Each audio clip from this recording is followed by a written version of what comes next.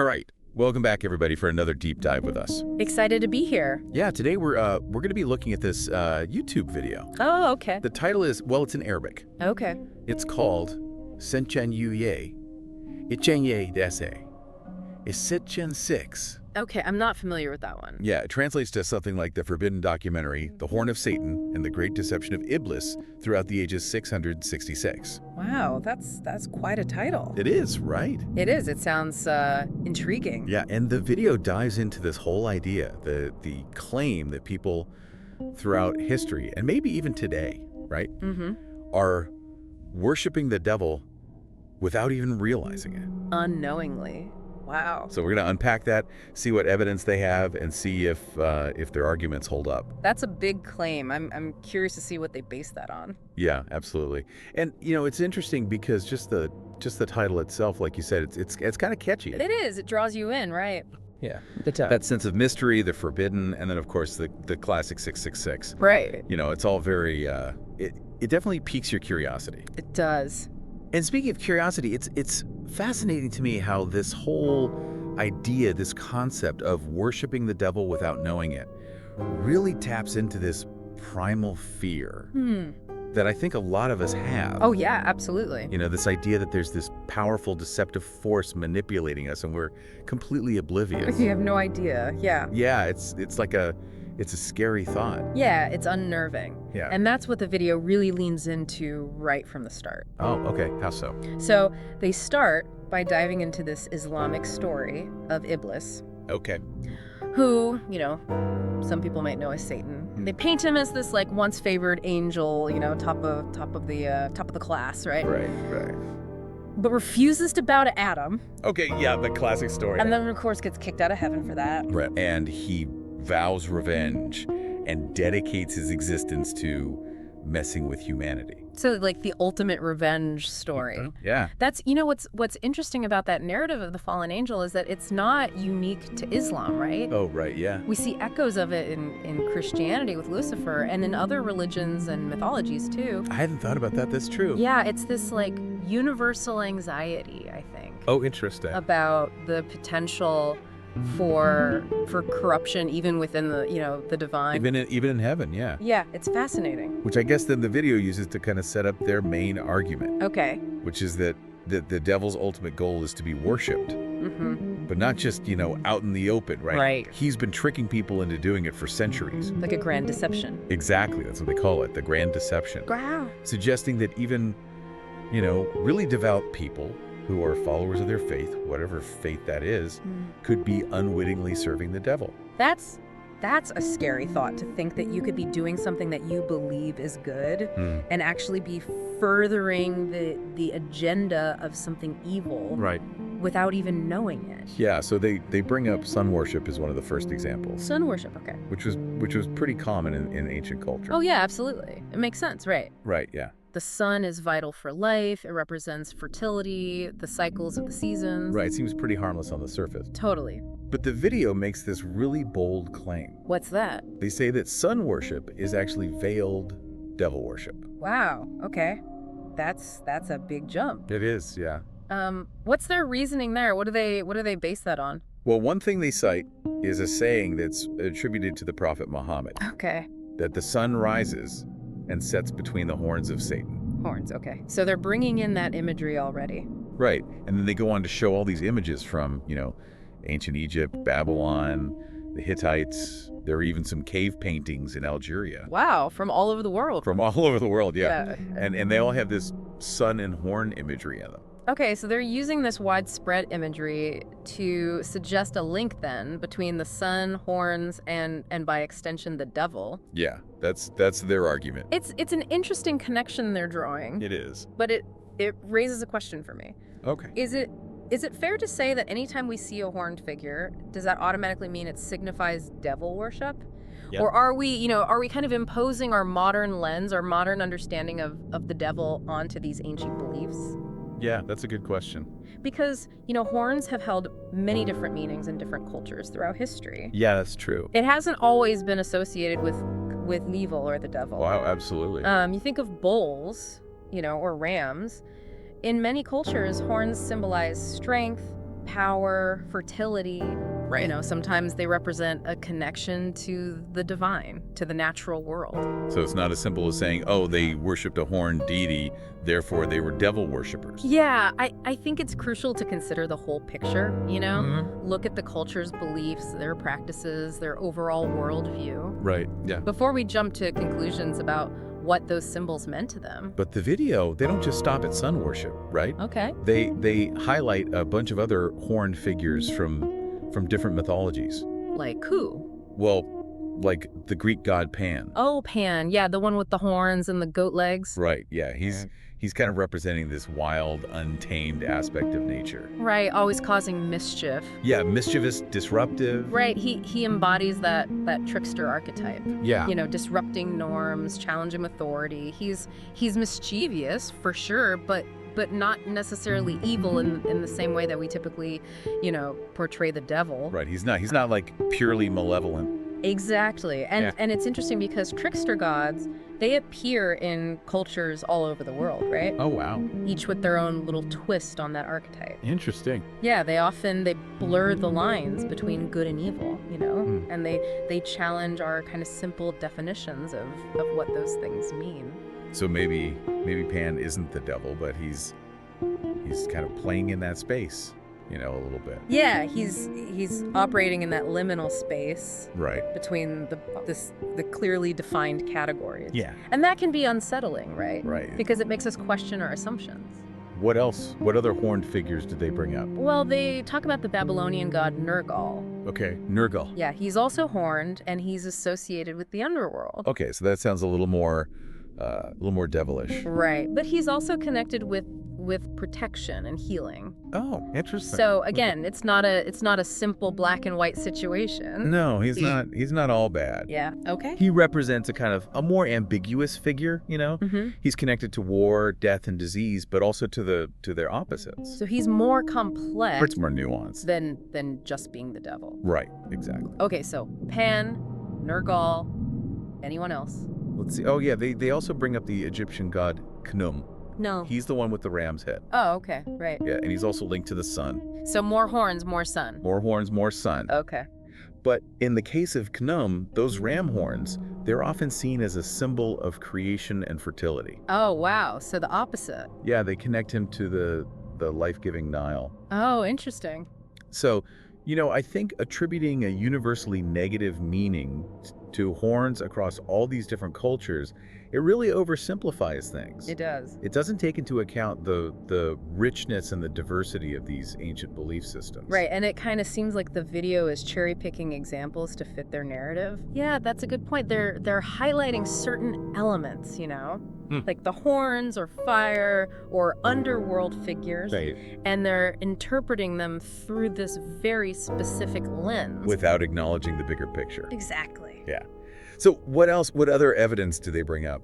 Well, they move on to look at rituals from various cultures. Okay. And they analyze them through this lens of devil worship as well. Okay, for instance. What kind of rituals are we talking about? Well, they talk about the Phoenicians burning sacrifices to Baal, Oh, okay. who is a deity that was associated with horns and fire. Okay, so more horns. More horns, yep. And they're saying this is evidence of devil worship. Right, because of the horns and because of the use of fire in these rituals. But couldn't fire also symbolize other things? Absolutely. I mean, lots of cultures see fire as sacred, right? Right.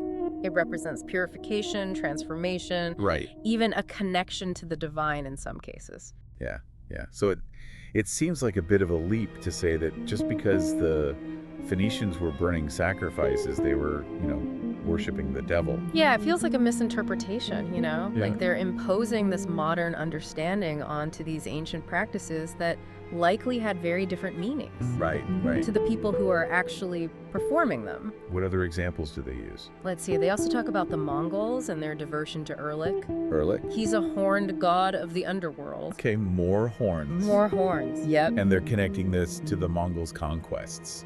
Right. They suggest that maybe this worship of Erlik, this horned god of the underworld, somehow contributed to their military success. That's interesting. Yeah. But again, the Sure. Mongols' beliefs were complex, you know? Right. They drew from shamanism, Buddhism, and other traditions. So Erlik was just one piece of a much larger puzzle. Exactly. And it sounds like the video is just drawing connections that fit their narrative. It seems that way. Yeah. They're focusing on the elements that support their claim of widespread devil worship, but they're maybe oversimplifying the actual beliefs and practices of these cultures. So we really need to be careful about assuming we understand the true meaning of ancient rituals just based on our modern interpretations. Absolutely. I think it's crucial to approach these topics with more nuance and humility, recognizing that our understanding of the past is constantly evolving. Right. We're always Right. learning new things, reinterpreting old evidence. Yeah, so we can't just impose our modern ideas onto the past. Exactly. So overall, what's your take on the evidence they present? Well, I think the video does raise some thought-provoking questions, about good and evil and how those concepts have been understood throughout history. But their interpretation of these ancient symbols and practices, it just feels very selective and overly simplistic. Like they already had their conclusion, Exactly. and then they just look for the evidence to support it. Yeah, rather than, approaching these cultures with a more open mind. Right, right. And then there's one more thing that the video touches on that we need to address. Okay, what's that? They claim that the devil's influence isn't just a thing of the past. Oh, wow. They say that he's still active today, subtly shaping modern trends and ideologies. Okay, that's where the video gets really interesting and maybe a little bit unsettling. It does, yeah. And they don't really give a lot of specific examples. Oh, so they're leaving it up to the viewer's imagination. It seems like it, yeah. That's a powerful tactic, right? It is. Because it creates this sense of paranoia, like the devil could be lurking anywhere. You start to question everything. Like, are we unknowingly participating in devil worship today? Right. And if so, what does that even look like? It's a good question, and one that we'll need to unpack a bit further. Definitely. It's a topic that deserves careful consideration. All right, well, why don't we take a quick break? Sounds good. We'll be right back. All right. And when we come back, we'll explore those modern-day implications of this whole devil worship idea. This whole idea that we could be, accidentally worshiping the devil today, it's pretty unsettling. It is, right. Like, what are the signs? What should I be looking out for? And the video doesn't really give any specifics. Right, it's like they want you to start seeing the devil everywhere. It's almost more unnerving that way, you know? 'Cause you're left to fill in the blanks yourself. Exactly. It's like, okay, so what am I supposed to be afraid of now? Right, like, is it my coffee? Is it my phone? Is it this shirt? You start to question everything. So how do we navigate this then? How do we separate like legitimate concerns Right. about negative influences from just like harmful conspiracy theories? That's the million-dollar question, isn't it? Yes, yeah. I think it's important to remember that, historically, attributing something to the devil, it's been a way to demonize things, to discredit things that people don't understand or agree with. Right, so it's like a tool Exactly, a tool for social control. to kind of control people through fear. To silence dissent, to marginalize certain groups. It makes me think of like the Salem witch trials. Oh, absolutely. That's a classic example Yeah. of how accusations of witchcraft, which were often linked to devil worship, Right. were used to target individuals who didn't fit in or who challenged the existing power structures. Right, so it's not really about the devil, it's about, power dynamics. In many cases, yeah. It's about maintaining control. So we have to be critical of how these accusations are used, both historically but also today. Right? Absolutely. I mean, this stuff still happens. Oh, definitely. Yeah. We have to ask ourselves, who benefits from labeling something as devil worship? Right. What are the agendas at play? What are they trying to distract us from? What are they trying to, make us afraid of?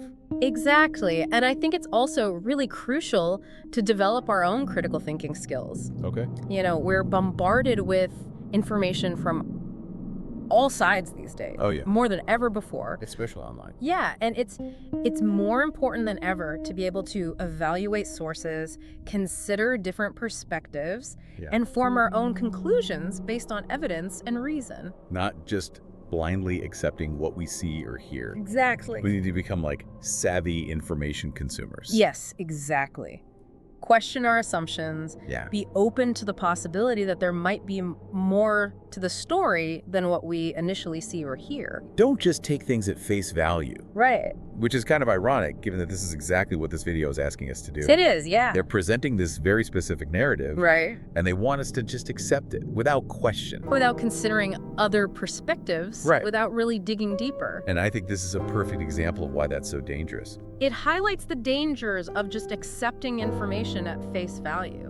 Especially when it comes to these big topics like religion and spirituality. Yeah, where emotions run high. So instead of getting caught up in fear-mongering, we should, focus on understanding the context. The historical context, the social context. Be wary of anyone who claims to have all the answers, especially when those answers involve demonizing others. Well said. This whole conversation has really got me thinking. We've talked about how this whole concept of devil worship has been used and manipulated throughout history, and how we need to be critical of these claims, right? Absolutely. But the video's suggestion that the devil's still active in the modern world, I don't know, it raises some other interesting questions for me. Yeah, it's hard to just dismiss it outright. Right. What if we shift gears a bit and explore some potential ways this grand deception might be happening today? Okay, I like where you're going with this. I mean, if we assume for a minute that the video is right, the devil's probably not going to show up with a pitchfork anymore. Right. He'd have to be more subtle, more sophisticated these days. Exactly. So what are some modern-day equivalents of those ancient horned figures and rituals we talked about? What might devil worship look like in the 21st century? Now, that's a fascinating question.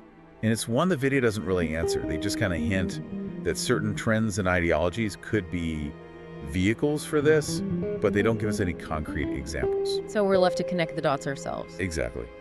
What do you think based on what we've discussed so far?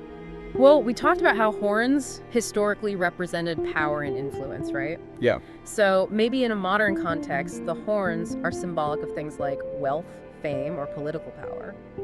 The pursuit of those things, to the exclusion of all else, could be seen as a form of modern-day devil worship. That's a really interesting interpretation. It plays into that whole idea of the devil's grand deception, right? Yeah. Tempting people with these promises of power and success. What else? We also talked about the dangers of groupthink and how accusing people of devil worship has been used to silence dissent and create division. Yeah. Maybe in a modern context, that devil's influence is at work in those online echo chambers we see everywhere, where people just reinforce their own biases and demonize anyone who disagrees with them. Right. It's like they're sacrificing their critical thinking skills at the altar of social media. That's a powerful image, and it really speaks to this idea that the devil might not need to tempt us with overt evil anymore. He can just exploit our existing weaknesses, our desire for connection, our need to belong, to turn us against each other. It's like he's weaponizing our own humanity against us. Exactly, and that makes it all the more difficult to recognize and resist, because it's not always about some shadowy figure in the background pulling the strings. Sometimes the devil's greatest trick is convincing us that he doesn't exist at all. That's a chilling thought. Yeah. So if we are living in this age of subtle, insidious devil worship, how do we protect ourselves? How do we develop that devil dar you mentioned earlier? I think it starts with awareness. We need to be aware of the tactics that are being used to manipulate us, the ways in which our own biases and desires can be exploited. So like educating ourselves about the history of devil worship, understanding how it's been used to control and manipulate people in the past. Yeah. That's a good first step. Absolutely. But it's not just about understanding the past. It's also about being critical of the information we're consuming right now, especially online. We need to ask ourselves, who's creating this content? What are their motivations? What biases might they have? And maybe most importantly, does this information make me feel unnecessarily afraid or angry? Because those emotions, they can really cloud our judgment. That's a crucial point. The devil, if he exists, thrives on fear and division. So anything that feeds those emotions, that makes us see the world in black and white, us versus them terms, that's potentially playing right into his hands. So how do we break free from that? How do we cultivate a more nuanced perspective in a world that seems so polarized? I think it starts with questioning our own assumptions, challenging our own biases. It's about being willing to listen to people who hold different viewpoints, even if we disagree with them. And maybe even learning to see the humanity in those we consider our enemies. Exactly. Because the devil's greatest victory is when we lose sight of our shared humanity, when we start to see each other as monsters instead of people. Wow, that's powerful. So it's not just about developing a devil dar to detect external threats. It's also about cultivating a kind of internal compass, a sense of empathy and compassion. That's a beautiful way to put it. And I think it's ultimately what will allow us to navigate the complexities of the world with more wisdom and discernment and less fear and division. This has been such a thought-provoking conversation. We've covered so much ground, from ancient rituals to modern-day anxieties. I agree. But before we wrap things up, I want to leave our listeners with one final thought to ponder. Please do. If the devil really is engaged in this grand deception, as this video suggests, then maybe his greatest victory isn't making us worship him directly. Maybe it's making us forget the power and importance of love, compassion, and understanding. That's such a powerful statement. And it challenges us to not only be critical of the information we consume, but also to be mindful of the energy we put out into the world. So to our listeners, keep those devil dars activated, but don't forget to also keep your hearts open to the good in the world. Thanks for joining us on this deep dive. Until next time. So it's not enough to just be looking outward, right? Yeah, not at all. We have to be looking inward as well. Absolutely. It's like there's the devil hiding in plain sight, out there in the world. But there's also the devil that we might be carrying within ourselves. That's a good point. Our fears, our anger, our tendency to divide the world into us and them. Yeah, those are the internal demons, you might say. And those are maybe even harder to spot, right? Oh, for sure. Because they require us to be really honest with ourselves. Yeah, recognizing those internal demons, it takes a certain level of self-awareness, Yeah. And honesty that can be pretty uncomfortable at times. Because it forces us to confront those shadowy parts of ourselves. Yeah, exactly. The parts that we might not want to admit are there. Those shadow selves that we try to keep hidden. The parts that are, susceptible to manipulation or to fear or even to hatred. It's much easier to blame other people, isn't it? Yeah, so much easier. To point the finger outward than to look inward and say, hey, maybe I'm part of the problem here too. So how do we do that? How do we cultivate that self-awareness? That's the question. Is it something we can learn? I think so. Or is it just a matter of, personality? Some people are just naturally more introspective than others. Yeah, there's definitely some truth to that. Some people are naturally more inclined towards introspection. Right. But I do believe that self-awareness is a skill. Okay. And like any skill, it can be developed with practice. So it's like a muscle that gets stronger the more we use it? Exactly. And just like working out a muscle, it can be uncomfortable at first. Yeah. You might feel some resistance, some soreness. But we have to push through that. But the more you push yourself, the stronger you become. And maybe that's the key to resisting the devil's influence, right? I think you might be onto something there.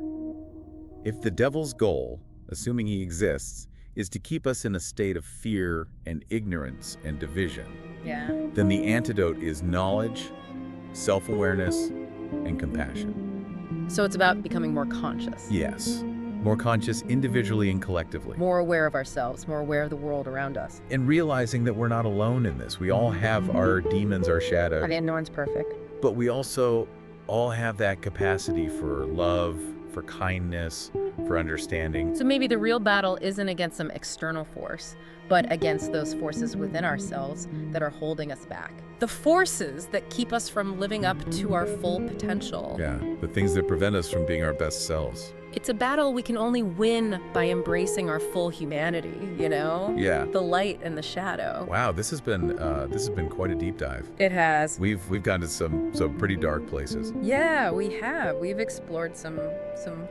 unsettling possibilities. But it's not all doom and gloom, right? No, not at all. I think we've also found some glimmers of hope here. Absolutely. This idea that we have the power to choose. The power to choose awareness over ignorance. To choose compassion over fear. The power to choose love over hate. And that, even in the face of darkness, even when it feels like the odds are stacked against us, that there's always hope. Always hope. As long as we remember who we are. As long as we don't lose sight of our shared humanity. That's a really powerful message. So to our listeners out there, Yeah. keep those devil dars activated. Stay vigilant.